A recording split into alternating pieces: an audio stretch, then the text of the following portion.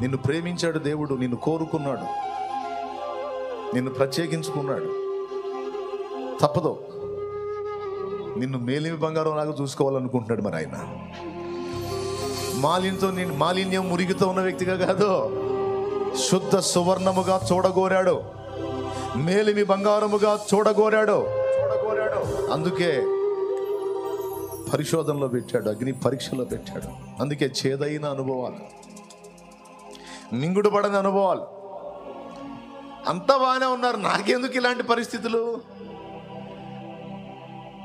అందరూ బాగానే ఉన్నారు, నాకేంటి ఇలాంటి జీవితం? నాకేంటి ఈ గాయాలు? నాకేంటి ఎదురు దెబ్బలు? నాకేంటి ఈ దరిద్రత? నాకేంటి ఈ వేదన?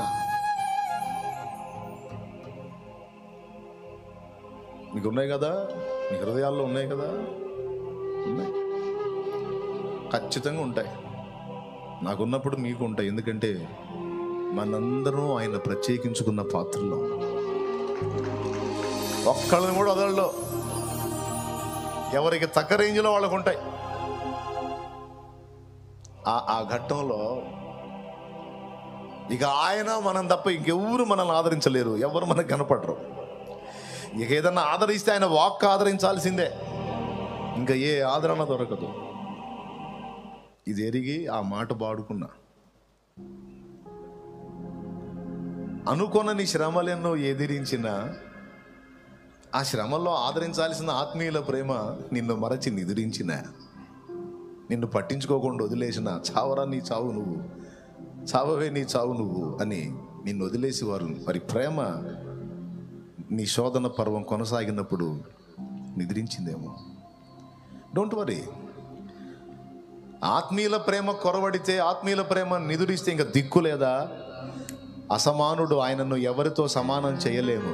అసమానమైన నా దేవుని బలమైన బాహువు మాత్రం నిన్ను వదలదు. ఏబును వదిలాడా? ఏబును వదిలాడా? ఏబును వదల్లా. ఏమండి, దేవుని బలం ఎప్పుడు పనిచేస్తుందో చెబుతా. ఒక ముక్క దేవుని బలం ఎప్పుడు పనిచేస్తుందో చెప్తా. కఠినమైన శ్రమల గుండా ఒక విశ్వాసి వెళ్తున్నప్పుడు వాస్తవంగా ఆ కఠినమైన పరిస్థితుల్లో విశ్వాసం అడ్రస్ లేకుండా పోయిద్ది. అన్నీ బాగున్నప్పుడు విశ్వాసం చాలా ఉల్లాసంగా, ఉత్తేజంగా, ఉజ్జీవంగా ఉంటుంది. కాస్త ఎదురు దెబ్బలు సెగలు తగిలినాయి అంటే విశ్వాసం అడ్రస్ కూడా ఉండదు. కానీ ఈరోజు ఇక్కడ కూర్చున్న మనందరి జీవితాల్లో ఎన్నో ప్రతికూలతలు ఎదురైనాయి. ప్రభువుని ఎరగక ముందు ఎదురైనాయి, ప్రభువుని ఎరిగిన తర్వాత కూడా ఎదురైనాయి. కానీ ఏం జరిగిందో తెలియదు. ఎలాంటి చేదైన అనుభవాల్లో కూడా నువ్వు నడుస్తున్నావో అది నీకు ఆయనకే తెలుసు. కానీ నీ విశ్వాసం చెక్కు చెదరకపోగా ఇంకా అభివృద్ధి చెందుతుంది. ఏం జరుగుతుందో వాస్తవంగా నీ విశ్వాసం అడ్రస్ లేకుండా పోవాలి, కానీ పోకపోగా అది ఇంకా బలపడుతుంది. ఏం జరుగుతుందంటే అక్కడే దేవుని బలమైన బాహువు నీ మీద పనిచేస్తుంది. సీమోను సాతాను మిమ్మును పట్టి గోధుమలను జల్లించినట్టు జల్లించుటకు కోరుకున్నాడు. నీ నమ్మిక తప్పిపోకుండాన్నట్లు నేను నీ కొరకు వేడుకున్నాను. నీ మనసు తిరిగిన తరువాత నీ సహోదరుల మనసు స్థిరపరచునాయన. అంటే ఏంటో తెలుసా? ఈ రాత్రి ఒక ఘట్టం జరగబోతుంది. ఆ ఘట్టం దెబ్బకి నీ విశ్వాసం ఎఫెక్ట్ అయిపోతుంది. అయితే అలా జరగకుండా నీ విశ్వాసాన్ని కాపాడమని, నీ నమ్మిక తప్పిపోకుండా నిలబెట్టమని నేను తండ్రిని వేడుకున్నాను. ఆయన నీకు బలం ఇస్తాడు. నువ్వు విశ్వాసం కోల్పోవు, నిలబెట్టుకుంటావు, నువ్వు నిలబడతావు. తర్వాత నీ సహోదరులను నిలబెట్టు బాధ్యత నీదే అని అప్పచెప్పాడు. అంటే ఏం జరగబోతుందో చెప్పేశాడు. దేవుని బలమైన బాహువు కఠినమైన శ్రమల గుండా నువ్వు ప్రయాణం చేస్తున్నా వీసుమంత కూడా నీ విశ్వాసం దెబ్బతినకుండా కాపాడుతుంది. హల్లెలూయా. అక్కడ దేవుని బలం పనిచేసేది. చాలామందికి అర్థం కాదు ఈ సంగతి. అసలు దేవుని బలమైన బాహు అని తెగ భజన చేస్తున్నాగా. అసలు ఏ బాధలు రాకుండా చేయొచ్చుగా. ఆయన బలం ప్రయోగించి ఏ బాధలో, ఏ ఇబ్బందులు, ఏ నొప్పులు లేకుండా చేయొచ్చుగా. ఏ ప్రతికూలతలు రాకుండా చేయొచ్చుగా. ఆయన బలం అక్కడ ప్రయోగించవచ్చు కదా. మీకు ఎప్పుడన్నా అనిపించిందా? అట్లెట్లా కుదురుతుందండి? అక్కడ కాదు, ఆయన బాహుబలమైందే, ఏమి రాకుండా ఆపటానికి కుదరదు, రావాలి అంతే. అసలు భూమి మీదకి వచ్చిందే ట్రైనింగ్ కోసం, అనుభవాలు నేర్చుకోవటం కోసం. రప్పించిందే అనుభవాల కోసం అయితే అనుభవాల సెగలు లేకుండా ఎట్లా కుదురుతుంది? అయితే బలమైన బాహు ఎక్కడ పనిచేసిందంటే శ్రమలు రాకుండా చేయదు, కానీ శ్రమల్ని తట్టుకొని విశ్వాసంలో నిలిచి ఉండటానికి శక్తినిస్తుంది. అది దేవుని బలమైన బాహు చేసే పని. గుండె చెదిరిందా? గలిబిలికి గురయ్యావా? కృంగిపోయావా? ఇంకా నా వల్ల కాదన్నావా? లేదు అని అప్పుడు పట్టుకుంటాడు చెయ్యి. ఏమైంది? ఏముంది? అంతా అయిపోయింది. ఎవరు చెప్పారు అయిపోయింది? నీ ముఖం. లే ఉందిలే దీవెనా, ఎందుక వేదన, పొందిన యాతన దేవుడే మరచునా. ఉందిలే దీవెనా, ఎందుక వేదన, పొందిన యాతన ఆయనే మరచునా.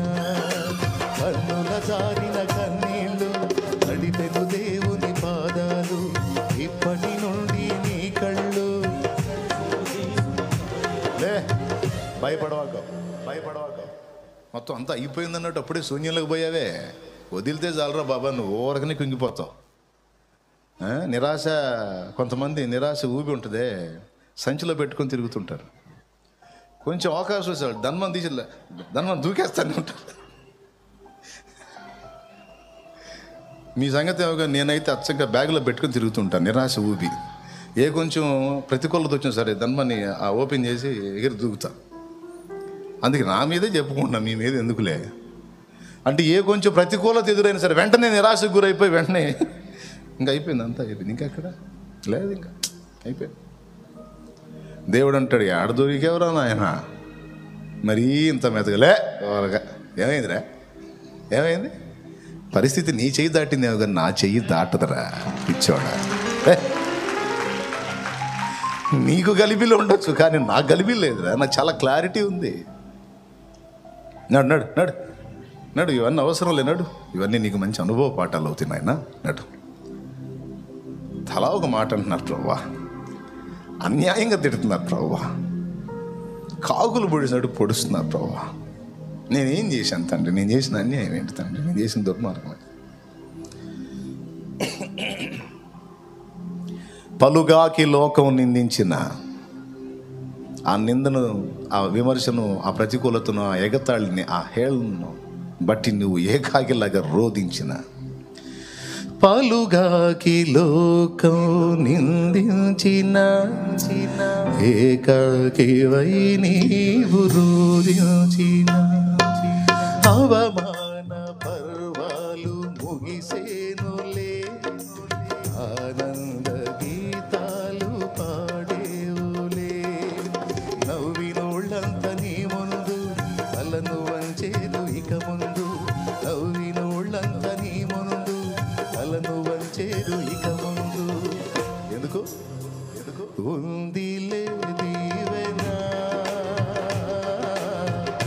ఎందుక వేదన, పొందిన యాతన ఆయనే మరచునా.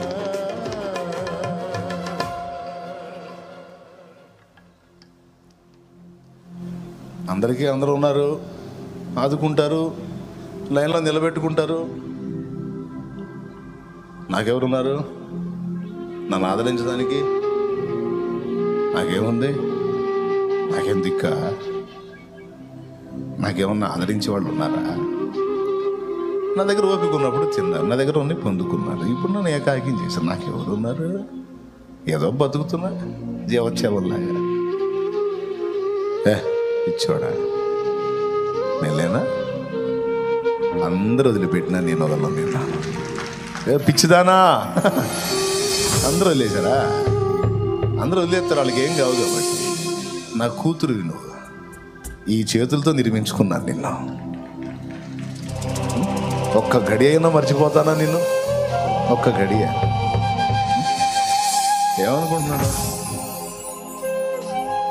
నా గ్రంథంలో మాటలు వింటా కూడా ఎందుకు అట్లా మాట్లాడుతున్నావు అంటాడు ఆయన. అబద్ధాలా నేను చెప్పినాయి? అబద్ధాలా?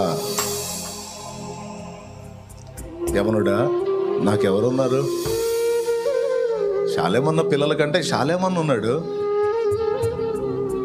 వాళ్ళకి సపోర్ట్ చేస్తాడు. మరి నాకెవరున్నారు? శాలేమన్న పిల్లలకి శాలేమన్న ఉన్నాడు, సరేరా బాబు. మరి శాలేమన్నకి ఎవరున్నారు? శాలేమన్న కూడా ఏకాకేగా. శాలేమన్నకు తోడై ఉన్నవాడే నీకు తోడై ఉంటాడు. హల్లెలూయా. నజరేయుడగు యేసు అని ఆయనకు పేరు. నజరేయుడగు యేసు అని ఆయనకు పేరు. ఏం కలదు చెంద. దేవుడు నిన్ను మళ్ళా దర్శిస్తాడు. దేవుడు నిన్ను మళ్ళా దీవిస్తాడు. నీ దీన పరిస్థితులన్నిటినీ మార్చి ఆయన ఏంటో నీకు చూపిస్తాడు. ఆ చూపించిన దినాన, ఆ చూపించిన రోజున మొత్తం చేరతారు నీ చుట్టూ. గుర్తుపెట్టుకో ఈ మాట, మొత్తం చేరతారు నీ చుట్టూ, చేరతారు నీ చుట్టూ చేరి. ఎన్ని బాధలు పడిందో బిడ్డ ఆ టయాన. ఏందో నేను కూడా ఆదరించలేకపోయాను బిడ్డని. ఎన్ని బాధలు పడ్డాడో బిడ్డ. ఏందో నా దరిద్రం, ఆ టయాన నేను కూడా బిడ్డను ఆదుకోలేకపోయాను అని నీ చుట్టూ చేరి ఎంత లేచి శ్రమ నొందితివని ఏడ్చి నిన్ను ఓదార్చి ఆదరించి, ఎప్పుడు దేవుడు కార్యం దేవుడు కంప్లీట్ చేసినాక వస్తారు. వచ్చినా రాకపోయినా ఆయన చాలడా? చెప్పండి, ఒక మొక్క చెప్పండి. ఆయన చాలడా? ఆయన కోసం బతకాల్సిన అవసరం లేదా? మనం ఎవరి కోసం బతుకుతాం?